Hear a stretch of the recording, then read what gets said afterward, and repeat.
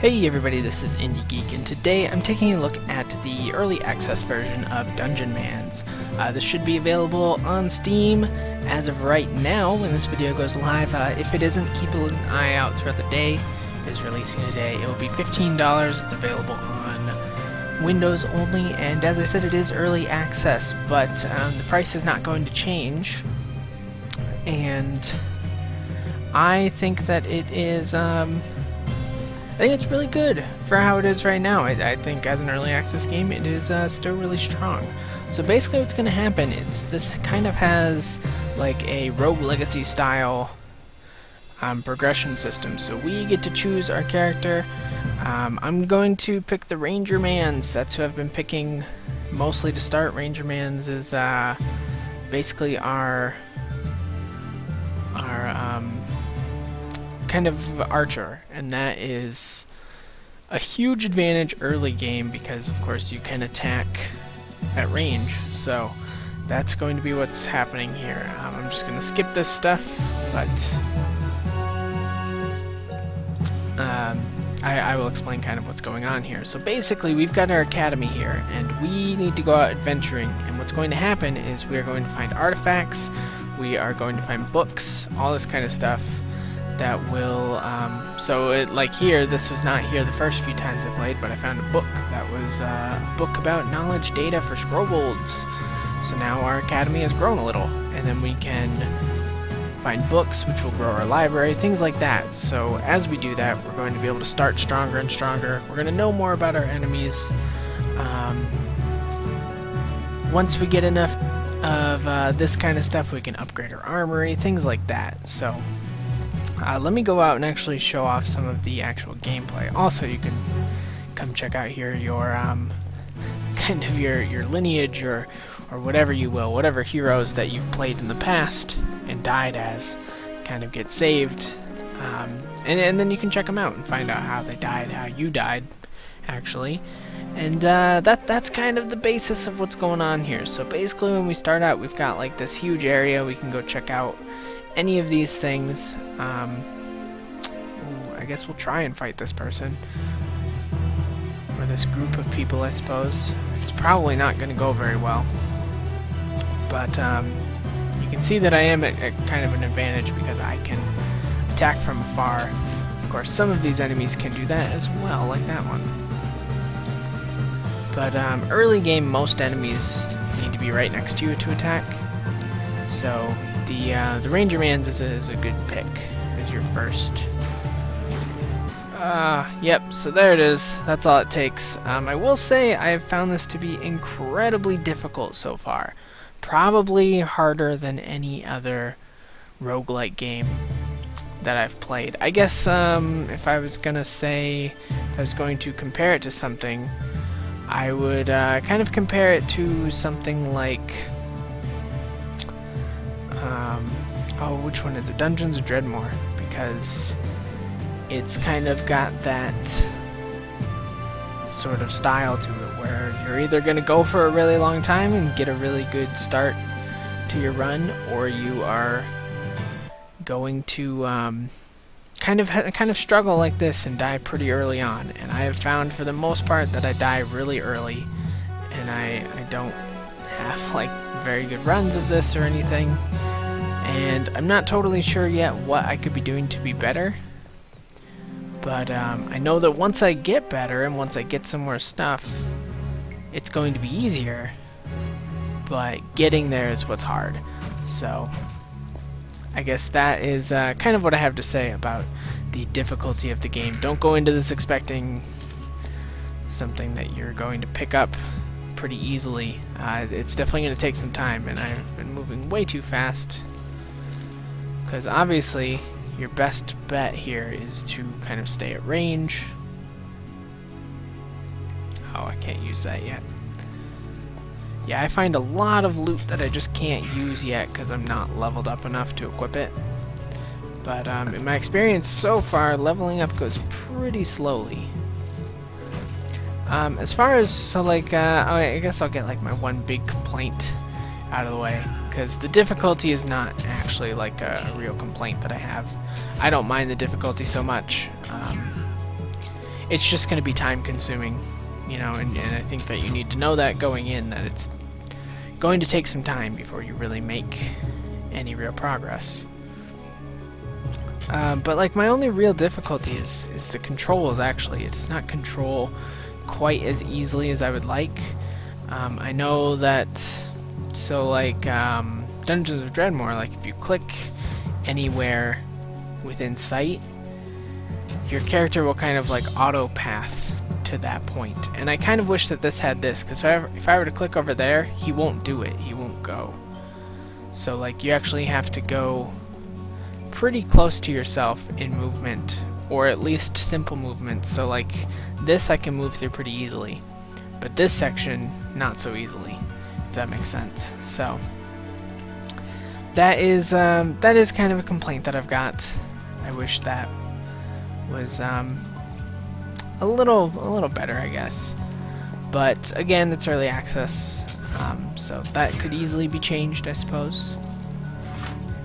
The other thing is I haven't noticed it so far, so I don't think it's in there, but I'd love to see, like, if you equipped different things that that your character would look different. I think that would be pretty cool to see, and I would really like that. That's always been something that I enjoy. I don't know if that's a popular thing that people like, but it's certainly something that I like to see. So I guess that would be my other kind of suggestion as far as what's going on here for this early access game.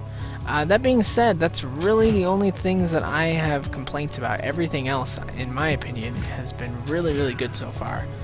And, you know, I'm having a blast playing. I haven't put a ton of time in. Yeah, you can actually find past versions of yourself where you died, which is always kind of fun. Yeah, you know, like I said, I haven't put a ton of time in yet, but I'm planning on putting a lot more time into this, really kind of diving into what we can do here. But like I said, you know, it is kind of a slow start. I've played, I don't know, maybe an hour, and I've had, so like you saw, I've had 2 or 3 of the times that I played new characters go pretty quickly, like the one we just saw, where I'll just kind of get demolished real quick. And then I've had a few plays where I would last like 20 or 30 minutes and just kind of go exploring these caves. That being said, I don't know if I'm looking in the wrong spots, but the actual like artifacts and books that you need to upgrade the academy have been pretty rare for me. Also, I'm not entirely sure how to actually use skills. I know, like, S is supposed to pull this up, and then if I quick dash, I try. Oh, I gotcha. Okay, so yellow means it was out of range. I didn't figure that out before. Okay, so we'll go in with another one, I guess. And I think I'll go check out the castle this time. You can do 3 academies, so that is nice that there are actual, like, profiles. What was that last one? I think the last one was 6, so we will be 7 here. I try to go for something with a lot of strength and skills. Maybe I'll try a different character. Yeah, let's try the Wizardmans this time, I guess. Probably a bad idea considering what I picked for the for my stat points, but that's okay. It's all about kind of experiencing just like different weird combinations. Like I said, it's got that kind of Rogue Legacy vibe to it, where I think the best kind of course of action is just going to be to try a whole bunch of different stuff and see what sticks, see what kind of works for you. Alright. Okay, well this has gone really terribly right now. No, I don't want to shoot myself. I want to shoot him. Yeah, this has been a pretty poor start so far. I'm like poisoned and dead already. So yeah, I think Rangermans is probably the kind of the preferred start, at least for me, until I get better. So I think I'll start up probably one more Rangermans, and then probably call this one to an end for today. But that being said, I've definitely enjoyed this. I do kind of have my few things that I really like. And all of the perks, well, some of them have just like straight up advantages, some of them have like really good advantages, but there's also a disadvantage as well. So that can happen. But I mean, yeah, I think that's probably it for the gameplay portion. I think from an art perspective, it looks really good. I like it a lot. You can customize your characters. I haven't been taking the time to do that because I knew that I would be dying a few times. I didn't really want to take up too much time just making characters here. But, you know, you see here, like, this is a totally different kind of dungeon with totally different enemies than what we saw in the cave earlier. So the different areas of the game definitely have their own kind of feel to them, which is really nice. It's nice to see such a variety of stuff going on here. Ooh, I might die again.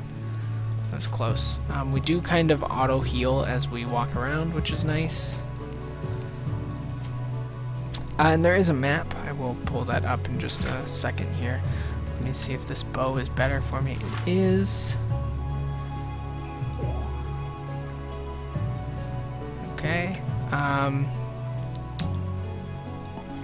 The potions and scrolls and stuff, as you see, are kind of like mysterious, and they're just like, hey, try it out, see what this does, which is kind of cool. It's a neat system, I think. It definitely means that sometimes things are going to go well for you, and other times things are not. Alright. And then, so like, the extra loot that you have, you can kind of go melt down to make that tin steel at the blacksmith guy that I was talking to. So that's kind of what you do with the extra loot, which is nice because it feels like nothing really goes to waste. Unless you die, of course, because then whatever you had is gone. But yeah, I think, you know, I think from a gameplay perspective, it's really good. I think from an art perspective, it's, you know, it stayed interesting to look at, and there's a lot of really good stuff going on here. Oh, weird. That was IndieGeek the 7th, but that was not where IndieGeek the 7th died. So I don't know what's going on with that stuff. Maybe it's just random where you find it. I haven't noticed either if it, like, does anything to me or not. But anyways, I guess the other thing, you know, is the sound design. I think it's good. I think it's okay.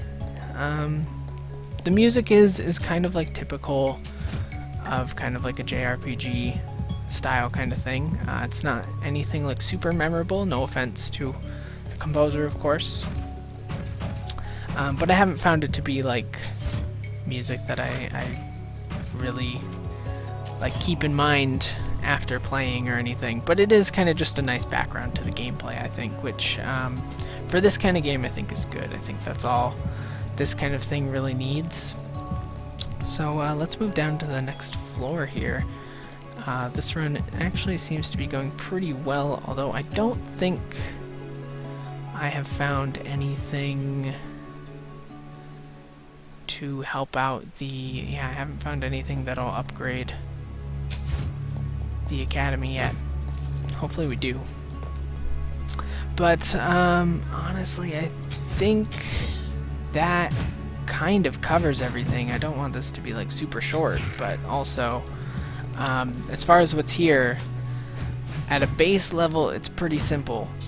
It's just complicated on kind of like a large scale, if that makes sense, because what's going on here is that, you know, like I said, Rogue Legacy is a really good kind of comparison to this because it is a roguelike and things are different every time, but kind of just healing here, by the way.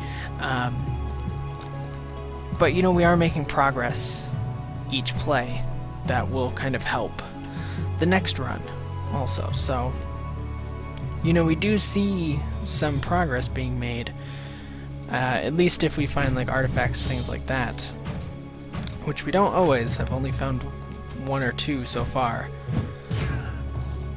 In all my runs, not this run. So they are not like the most common thing ever, which they shouldn't be, because those are kind of the big things that help the gameplay kind of progress forward. So I think that's fine. I might try like one of my potions or something here. What did that do? Nothing, maybe?